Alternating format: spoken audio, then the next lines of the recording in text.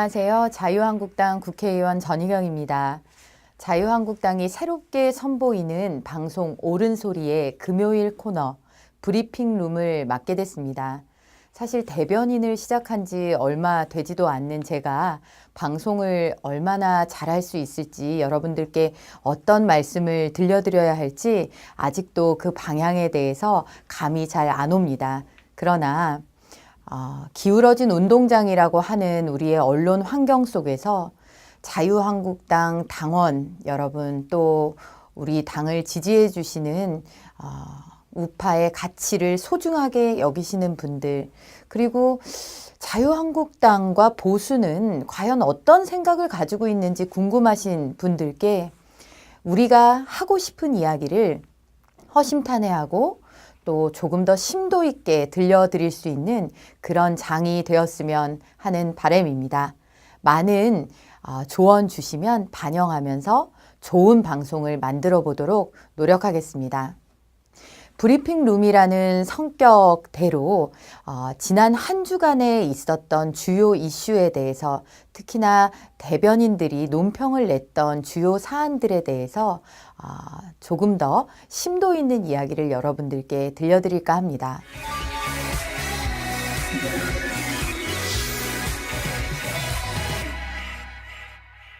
이번 한 주는 뭐니 해도 트럼프 대통령의 25년 만에 국빈 방문이 화제가 되었습니다. 시간이 일본에 비해서 머무는 시간이 짧았다. 이것이 어찌 보면 약화된 한미동맹을 상징하는 그런 게 아닌가 하는 우려도 있었습니다. 물론 아마 그런 측면도 있지 않았나 싶습니다. 그러나 이번 방문에 아주 의미가 있는 순간으로서 트럼프 대통령이 국회 연설을, 지난 빌 클린턴 대통령 이후 국회 연설을 한 것이 참 뜻깊었다라고 저는 개인적으로 생각합니다. 무엇보다도 트럼프 대통령의 국회 연설이 오늘의 대한민국에게 주는 시사점이 참 컸다라고 생각이 됩니다. 미국 대통령이 바라보는 한국의 모습은 어땠을까요? 트럼프 대통령은 그의 연설을 통해서 대한민국이 산업화와 민주화에 성공한 기적과 같은 역사를 가진 나라임을 다시 한번 상기시켜 주었습니다. 분단 이후 한반도를 가른 그 선 하나가 얼마나 많은 사람들의 운명을 갈라놓았는지, 한쪽은 절망을, 한쪽은 희망을, 한쪽은 감옥과 같은 삶을, 한쪽은 자유를 노래하는 이런 극명한 대비가 오늘날 한반도에서 펼쳐지고 있다라는 사실에 대해 트럼프 대통령은 역설했습니다. 많은 시간을 할애해서 트럼프 대통령은 북한 인권 참상에 대한 이야기를 우리에게 들려주었습니다. 어찌 보면 오늘의 대한민국을 사는 우리가 불과 얼마 떨어지지 않은 곳에서 우리와 똑같은 얼굴을 하고 똑같은 말을 쓰는, 우리와 같은 핏줄을 가진 사람들이 겪는 그 끔찍한 고통, 인권 유린과 자유 탄압과 기아와 고문, 정치범 수용소, 세계 최악의 상황에 빠진 우리의 반쪽의 현실을 외면하고 있는 것이 아닌가라는 그런 자괴감이 들도록 했습니다. 이런 트럼프 대통령의 연설 들으면서 저는 그런 생각을 해봤습니다. 오늘날 자유한국당은 물론 많은 사람들이 트럼프 대통령의 이야기와 같은 말을 합니다. 그런데 그런 것들을 다른 당에서, 또 일부 언론에서, 일부 시민사회에서 어떻게 표현을 하나요? 아직도 방공 노름을 하고 있다. 또 요즘 젊은 층에서 쓰는 표현이긴 한데 국뽕이다. 그러니까 애국심 마케팅이다. 이건 사고가 마비된 거다. 애국심이라는 어떤 획일화된 관념에 이미 사로잡힌 거다. 이런 식으로 치부하는 현상들이 벌어지곤 합니다. 그것이 우리가 국제시장이라는 영화를 통해서 이런 영화에 찬사를 보내는 그런 목소리에 대해서 일각에서 쏟아졌던 비판이기도 합니다. 트럼프 대통령은 오늘날 우리 대한민국이 무엇을 소중하게 생각해야 하는지, 무엇을 지켜내야 하는지를 극명하게 보여주고 그것을 자연스럽고 자신 있는 연설을 통해서 우리에게 남겨주고 떠났다라는 생각이 다시금 드는 그런 현장이었다. 그런 역사적인 현장을 우리 국민들이 목도하면서 우리가 6.25 전쟁을 겪으면서 많은 사람들이 자유의 가치 그리고 자유의 우방을 향해서 흘린 피와 눈물과 땀의 의미를 되새겨야 되겠다라는 생각을 다시금 해봤습니다. 이 연설 끝에 정의당에서는 역시나 반공교육을 받는 느낌이었다. 개도국을 치하하는 격려하는 느낌이었다. 자부심에 상처를 줬다. 글쎄요. 이런 것이야말로 우리가 벗어나야 하는 일종의 컴플렉스가 아니겠나. 어쩌면 우리 사회는 반미가 패션이고 반미가 한때를 풍미했던 그 시절의 사고방식에 갇혀있는 사람들이 너무나 많지 않은가. 이런 것들을 벗어날 때 저는 진정으로 대한민국에 가야 될 길과 방향, 그리고 우리가 누구와 손잡고 어떤 번영을 꾀해야 하는지가 명확해질 것이다 라는 생각을 다시금 해봤습니다.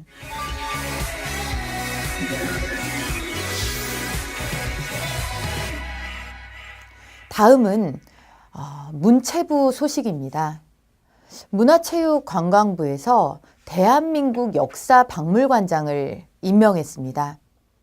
여러분들이 잘 아시다시피 지금 광화문 앞에 세워진 대한민국 역사박물관은 자랑스러운 대한민국의 역사, 그리고 우리가 비교적 잘 알지 못하는 대한민국의 근현대사의 역사를 우리 아이들 그리고 시민들, 국민들께 소개하기 위해서 마련된 그런 공간입니다. 이런 대한민국 역사박물관장에 정권이 바뀌면서 우리가 대표적인 좌편향 교과서라고 지목된 천재교육의 교과서를 대표 집필했던 주진호 교수가 임명이 되었습니다. 이 주진호 교수는 극단적인 주장도, 대한민국을 폄훼하는 극단적인 주장도 서슴지 않았던 인물입니다. 이 사람의 대표적인 주장 중에 하나가 유엔이 한반도 유일의 합법정부라고 인정한 대한민국의 정통성을 폄훼하기 위해 38도선 이남의 유일한 합법정부다 라고 반쪽에서만 인정된 합법정부다라고 왜곡된 그런 주장을 서슴지 않았던 사람입니다. 이것이 우리가 좌편향 교과서다, 우리 아이들에게 자랑스러운 긍정의 역사를 가르치는 교과서가 아니다 라고 이야기했던 부분의 아주 대표적인 부분들이었습니다. 그런데 이렇게 명백히 대한민국의 역사를 왜곡까지 하면서 폄훼했던 사람이 대한민국 역사박물관장으로 취임하게 된 것입니다. 저는 이것이 우리의 역사를 주인이 돼서 써오고 지켜온 정상적인 상식을 가진 국민들에게 모욕을 주는 그런 임명이다라고 생각이 듭니다. 정권이 바뀌었다라고 해서 모든 일을 마음대로 할 수 있다는 그런 권리를 부여받은 것이 아닙니다. 그럼에도 불구하고 어찌된 일인지 문재인 정부는 대한민국의 상식선에도 미치지 못하는 인사들을 거듭 되풀이하고 있는 것입니다. 역사박물관장은 대한민국 역사박물관에 걸맞는 분이 오셔야 합니다. 그것은 단순히 코드 인사, 자기 쪽 사람 심기 이런 것들과 분리되어야 되는 것입니다. 대한민국 역사박물관에 가장 어울리지 않는 사람, 그 박물관에 절대 앉아서는 안 되는 사람을 임명한 문화체육관광부는 이 과오를 각성하고 당장 임명을 철회하고 원점으로 되돌린 결정을 내려야 합니다. 그리고 이 과정에 청와대의 개입이 있었다면 청와대는 오만과 독선의 폭주를 멈추고 합리의 영역에서 그야말로 누구라도 받아들일 수 있는 인사를 다시 임명할 수 있도록 해야 합니다. 대한민국 역사, 왜곡도 심했고 그랬기 때문에 최후의 방편으로 올바른 역사교과서를 만들어 보자고 국정교과서를 해보는 노력도 해봤습니다. 매우 역설적이게도 주진호와 같은 사람들이 국정역사교과서를 탄생시킨 주역입니다. 그들이 왜곡하고 비틀어 놓은 역사에서 우리 아이들을 구해내기 위한 시도가 바로 국정역사교과서였던 것입니다. 이제 세상이 바뀌었다고 이런 사람들이 국민의 혈세로 월급까지 받아가면서 역사박물관에 어떤 전시를, 어떤 주장을 할지 안 봐도 뻔할 일입니다. 이런 임명은 즉시 철회되고 대한민국 역사박물관이 근현대사에 제대로 된 역사를 담을 수 있도록 세계가 놀라운 기적이라고 일컫는 우리나라의 참 역사를 전시할 수 있도록 이는 마땅히 바로잡혀야 한다고 생각합니다.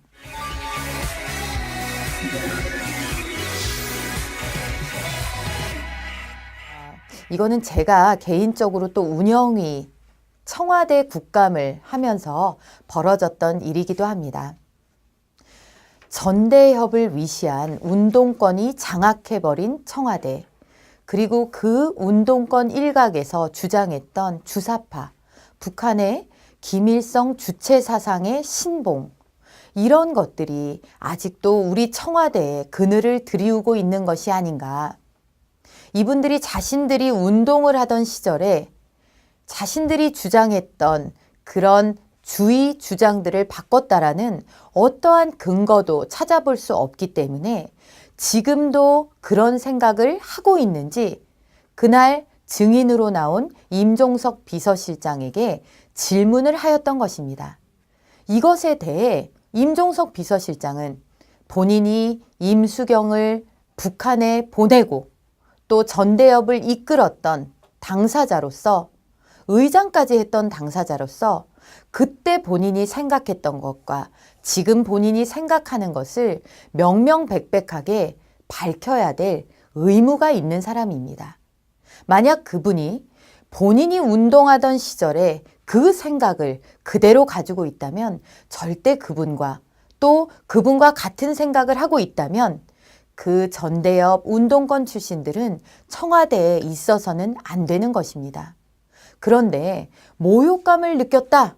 나는 민주주의를 위해서 헌신했다라는 투의 이야기를 하면서 오히려 정말 상식 밖의 그런 분노감을 표출하면서 그분은 결국 끝내 대답을 회피했습니다. 어떠한 대답도 국민들께 당당히 내어놓지를 않았습니다. 왜 그랬을까요? 아직도 그분의 생각은 바뀌지 않은 걸까요? 제가 참 안타까웠던 것은 이 일련의 사안들을 지켜보는 언론의 시각이었습니다. 일부 언론들은 이를 색깔론으로 치부하면서 30년 전의 이야기를 왜 국감장에서 묻는 것인가? 라고 마치 임종석 실장 당사자냐 된 듯이 그런 논조를 보이기도 했습니다. 시청자 여러분들께서 아시듯이 청와대를 가는 사람들은 인사청문조차 거치지 않습니다. 그렇기 때문에 그분들이 무슨 생각을 하고 있는지 국민들은 알아볼 도리가 없습니다. 정권이 교체되고 청와대의 첫 국정감사에서 그분들이 국가보안법까지 위반하며 한 시대를 지냈던 그 사고가 어떻게 변화했는지 알아야 하는 것은 국민의 당연한 권리입니다. 그리고 그 권리를 국회의원이 의무로 받아서 질의를 한 것입니다. 그런데 그게 질이냐? 라고 어깃장을 놓는 오늘의 청와대의 모습을 여러분들께서는 생생히 목격하셨을 것입니다. 국가의 운명은 그 국가를 끌고 나가는 리더십에 닿아 있습니다. 이들이 대한민국의 헌법 정신인 자유민주주의와 시장경제에 합치하는 사고를 가지고 있느냐는 우리가 반드시 따져 물어야 될 것입니다. 헌법 정신을 위배하는 사상의 자유는 없습니다. 헌법의 테두리 내에서 우리는 자유를 누리고 표현의 자유를 누리고 그것을 지켜내기 위해서 민주주의도 존재하는 것입니다. 임종석 실장이 국감장에서 그토록 강변했듯 본인이 민주주의를 위해서 헌신했다. 민주주의를 외쳤던 그 시절의 많은 사람들이 과연 북한을 추종하기 위해서 민주주의를 외쳤을까요? 그들이 외친 민주주의를 극단의 주장을 펼쳤던 사람들의 공으로 그렇게 돌려서는 안 됩니다. 그것은 대한민국의 자유민주주의를 지켜내기 위해서 민주주의를 외쳤던 거리에, 학교에, 직장에 수많은 민주주의를 외쳤던 사람들의 공을 가로채는 것입니다. 그들이 원하는 진짜 세상의 모습, 그것이 극단의 운동권 세력이 주장했던 그런 모습이었을까요? 아직도 우리는 임종석 실장에게 답을 듣지 못했습니다. 과연 그분의 생각이 바뀌었는지 궁금합니다. 이것을 저는 우리 자유한국당도 그리고 우리 국회의원들도 계속해서 물어야 한다고 생각합니다. 헌법 정신 위에 군림할 수 있는 정권은 없습니다. 청와대에 가장 요직을 차지하고 있는 임종석 실장을 비롯해 전대협, 운동권 출신들은 지금이라도 자신들이 대한민국의 방향을 어떻게 끌고 가려 하는지, 그들이 80년대 대학 시절을 보내며 했던 생각들이 얼마나 달라져 있는지 빨리 속히 밝히시기를 바랍니다. 다음 주에는 또 어떤 일이 벌어질지 모르겠습니다. 대한민국은 다이나믹, 정말 다채롭고 역동적인 것이 경쟁력이라고 하는데요. 그만큼 정치권에서 또 사회 일각에서 얼마나 다양한 이슈들이 벌어질지 모르겠습니다. 바라건대는 그 많은 이슈들 중에 상당수가 국민 여러분들 듣기에 편안하시고 좋은 뉴스들로 채워질 수 있기를 바라봅니다. 첫 방송이라 다소 어색한 부분도 있고 그랬을 텐데요. 앞에서도 말씀드렸듯이 조언 주시고 또 많은 피드백을 주시면 고쳐나가면서 좋은 방송이 될 수 있도록 그렇게 노력하겠습니다. 그럼 다음 주 금요일에 찾아뵙겠습니다. 감사합니다. 하나요. 아직도 방공 노름을 하고 있다. 또 요즘 젊은 층에서 쓰는 표현이긴 한데 국뽕이다. 그러니까 애국심 마케팅이다. 이건 사고가 마비된 거다. 애국심이라는 어떤 획일화된 관념에 이미 사로잡힌 거다. 이런 식으로 치부하는 현상들이 벌어지곤 합니다. 그것이 우리가 국제시장이라는 영화를 통해서 이런 영화에 찬사를 보내는 그런 목소리에 대해서 일각에서 쏟아졌던 비판이기도 합니다. 트럼프 대통령은 오늘날 우리 대한민국이 무엇을 소중하게 생각해야 하는지, 무엇을 지켜내야 하는지를 극명하게 보여주고 그것을 자연스럽고 자신 있는 연설을 통해서 우리에게 남겨주고 떠났다라는 생각이 다시금 드는 그런 현장이었다. 그런 역사적인 현장을. 안녕하세요. 자유한국당 국회의원 전희경입니다. 자유한국당이 새롭게 선보이는 방송 옳은 소리의 금요일 코너 브리핑룸을 맡게 됐습니다. 사실 대변인을 시작한 지 얼마 되지도 않는 제가 방송을 얼마나 잘할 수 있을지, 여러분들께 어떤 말씀을 들려드려야 할지 아직도 그 방향에 대해서 감이 잘 안 옵니다. 그러나 기울어진 운동장이라고 하는 우리의 언론 환경 속에서 자유한국당 당원 여러분, 또 우리 당을 지지해 주시는 우파의 가치를 소중하게 여기시는 분들, 그리고 자유한국당과 보수는 과연 어떤 생각을 가지고 있는지 궁금하신 분들께 우리가 하고 싶은 이야기를 허심탄회하고 또 조금 더 심도 있게 들려드릴 수 있는 그런 장이 되었으면 하는 바람입니다. 많은 조언 주시면 반영하면서 좋은 방송을 만들어 보도록 노력하겠습니다. 이야기를 우리에게 들려주었습니다. 어찌 보면 오늘의 대한민국을 사는 우리가 불과 얼마 떨어지지 않은 곳에서 우리와 똑같은 얼굴을 하고 똑같은 말을 쓰는 우리와 같은 핏줄을 가진 사람들이 겪는 그 끔찍한 고통, 인권 유린과 자유 탄압과 기아와 고문, 정치범 수용소, 세계 최악의 상황에 빠진 우리의 반쪽의 현실을 외면하고 있는 것이 아닌가라는 그런 자괴감이 들도록 했습니다. 이런 트럼프 대통령의 연설 들으면서 저는 그런 생각을 해봤습니다. 오늘날 자유한국당은 물론 많은 사람들이 트럼프 대통령의 이야기와 같은 말을 합니다. 그런데 그런 것들을 다른 당에서 또 일부 언론에서 일부 시민사회에서 어떻게 표현을 브리핑룸이라는 성격대로 지난 한 주간에 있었던 주요 이슈에 대해서 특히나 대변인들이 논평을 냈던 주요 사안들에 대해서 조금 더 심도 있는 이야기를 여러분들께 들려드릴까 합니다.